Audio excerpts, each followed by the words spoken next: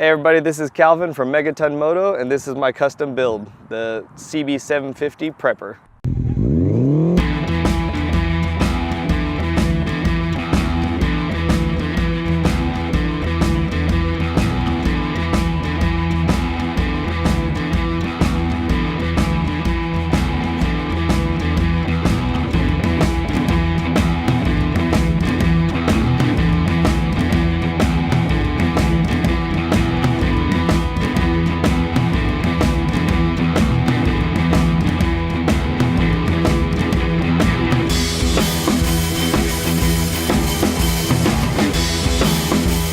This is my personal project bike that is always going. I nicknamed it the Prepper.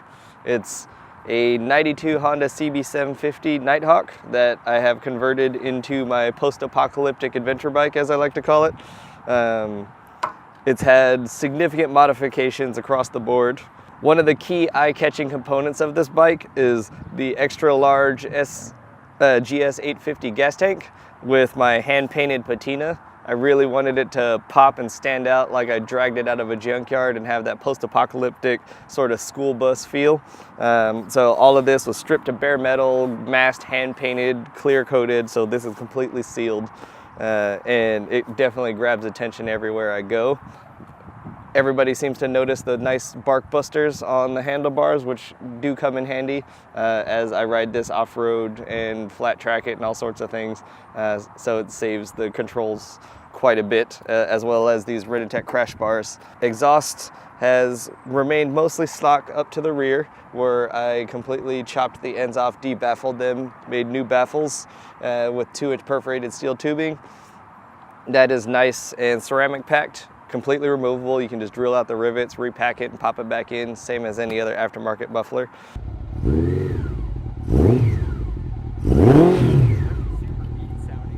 Yeah.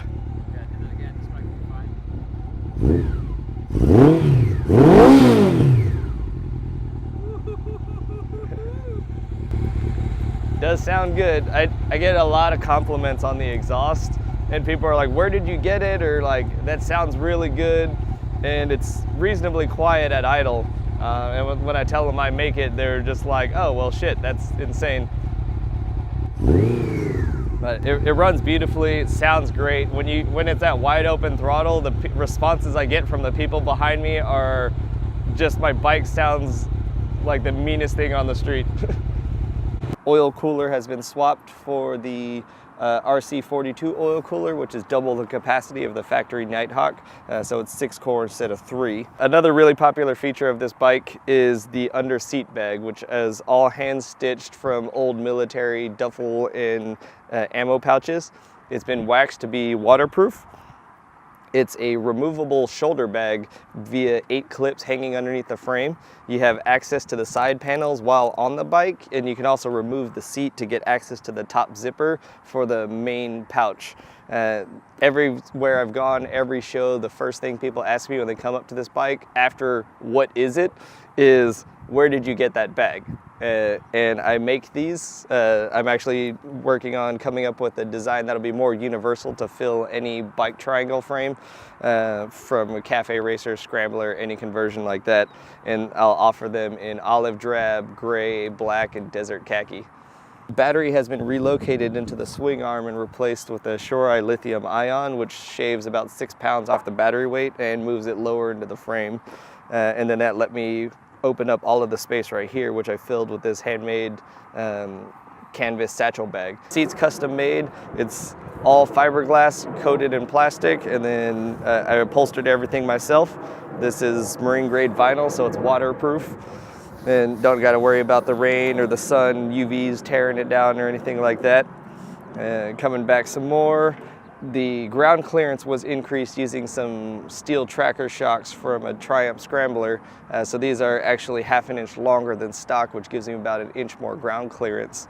And they are progressively wound. So they handle pretty well off-road so far from everything I've thrown at it. The frame has been chopped from here back with a custom tail hoop. These grab rails are actually the factory grab rails from the Nighthawk that came down and out I chopped them down, flipped them over, and re-welded them back on so they're nice and strong. You can mount everything to them, pick them up, and the back seat has plenty of room to ride two up comfortably and give them something to hold on to. All lighting on this bike has been changed to LED. So the headlight is a Harley Daymaker headlight, retrofitted into a CB750 headlight bucket, which is all steel, and then has a Triumph stone guard to protect it from any rocks or debris flying at it, with M-Blaze pin turn signals, which are amazingly bright. I love these turn signals, and you can see them like the sun at night. On the rear, we have LED truck markers. They're super weather resistant, shock resistant, and they are also hyper bright. This is a custom assembly linked together with mounting points and hard points, so that way I can attach luggage racks and anything in the future I want to attach to the back of here, roto packs, anything like that. But overall, yeah, everything here has been touched and tweaked and modified for maximum fuel range, maximum comfort while riding, and be able to transition between surfaces. I just wanted that if you can only have one bike that can go anywhere and you need to do everything you want to do, you know, why change vehicles for that? So I was like, this is sort of my personal budget build, see how far I could take something in the direction it's not supposed to go. So far it's held everything I've thrown at it. So this is the Prepper. I started Megaton Moto as my brand, again following the theme of post-apocalyptic destruction and dystopian futures. It had a nice nuclear feel to it. But I just started getting a lot of requests, you know, people seeing my old builds, and then this one became really well known. I go to bike nights and everything everywhere, and people see me all over the country, you know, going to vintage events and all sorts of things just to offer up something weird and different. I put it in bike shows, I'll ride it on flat tracks, I'll go to motocross tracks, you know, whatever I feel like doing, I'll ride it there, beat the hell out of it, and ride it home. And so people started, you know, getting in contact with me. Hey, could you build me a bike? Could, you know, you do this work for me, that work for me? So I ended up just starting a brand along the lines of my personal aesthetic. If people want me to build that, I'll definitely build it for them because that's what I love to do. But I'll also build cafe racers or scramblers, you know, whatever people want. I want people to be on their personal bikes, you know, something that's built to them, 100% unique. Nobody will have anything like it anywhere else, and it'll have everything that you need for daily practical riding and not just be a show bike.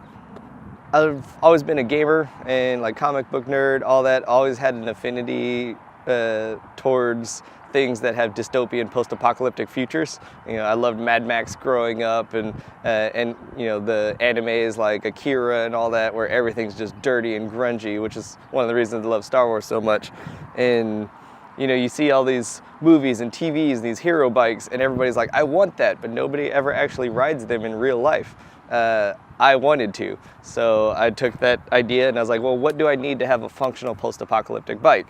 And I was like, I need more ground clearance, I need off-road capabilities, I need storage capacity, I need to be able to ride comfortably two up, and it needs to be armored to all get out, so if I drop it, it's not going to get broken or beat up. You can just pick it back up and keep going.